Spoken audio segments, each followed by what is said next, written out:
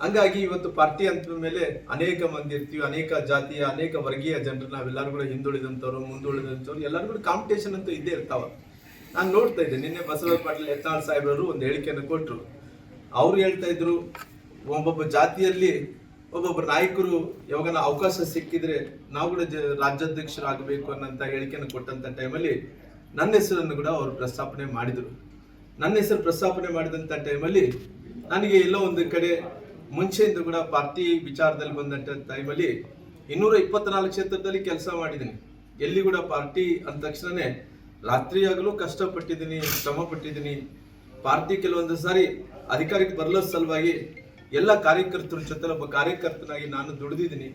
ಹಂಗಾಗಿ ಅವರು ದೊಡ್ಡ ಮನಸ್ಸಿನಿಂದ ಇಲ್ಲ ರಾಮುಲು ಅವರು ಮಾಡೋದ್ರಿಂದ ನಮ್ದು ಯಾವುದೇ ಭಿನ್ನಾಭಿಪ್ರಾಯ ಇಲ್ಲ ಅನ್ನಂತ ಮಾತನ್ನು ಕೂಡ ಎಲ್ಲಿ ನಮ್ಮ ಬಸವರಾಜ ಪಾಟೀಲ್ ಯತ್ನಾಳ್ ಅವರು ಕೂಡ ಅವ್ರು ಹೇಳಿರೋ ಕಾರಣ, ಹಂಗಾಗಿ ವಿಶೇಷವಾಗಿ ಅವರೆಲ್ಲರೂ ಕೂಡ ಗೊತ್ತಿದೆ ರಾಮುಲು ಯಾವ ತರ ಮನುಷ್ಯ, ಯಾವ ರೀತಿಯಲ್ಲಿ ಕಷ್ಟಪಡ್ತಾನ, ಯಾವ ರೀತಿಯಲ್ಲಿ ಪಾರ್ಟಿ ಸಂಘಟನೆ ಮಾಡ್ತಾನ, ಎಲ್ಲಾ ವಿಚಾರ ಗೊತ್ತಿರೋ ಕಾರಣ ಹಂಗಾಗಿ ವಿಶೇಷವಾಗಿ ನನ್ನ ಹೆಸರನ್ನು ಕೂಡ ಪ್ರಸ್ತಾಪನೆ ಮಾಡಂತ ಕೆಲಸ ಮಾಡಿದಾರ.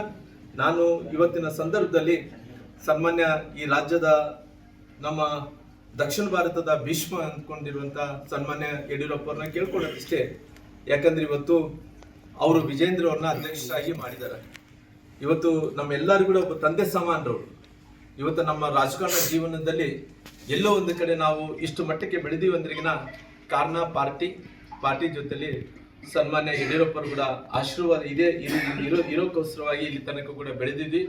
ಅವ್ರು ಮನಸ್ಸು ಮಾಡಿದರೆ, ಯಾಕಂದ್ರೆ ಆಲ್ರೆಡಿ ನಮ್ಮ ತಮ್ಮನವ್ರು ವಿಜೇಂದ್ರ ಅವ್ರು ಬೇರೆ ಏನಲ್ಲ, ನಮ್ಮ ಕುಟುಂಬದಲ್ಲಿ ಒಬ್ಬರು ಆಗಿರೋ ಕಾರಣ ಅವರು ಆಶೀರ್ವಾದದಿಂದ ಅವರು ಅಧ್ಯಕ್ಷರಾಗಿದ್ದಾರೆ. ಅಕಸ್ಮಿತವಾಗಿ ಅವರು ಈಗಿದಂತ ಪರಿಸ್ಥಿತಿಯಲ್ಲಿ ಏನೋ ಬದಲಾವಣೆ ಮಾಡ್ಬೇಕೆಂದ್ರೆ ಪಾರ್ಟಿ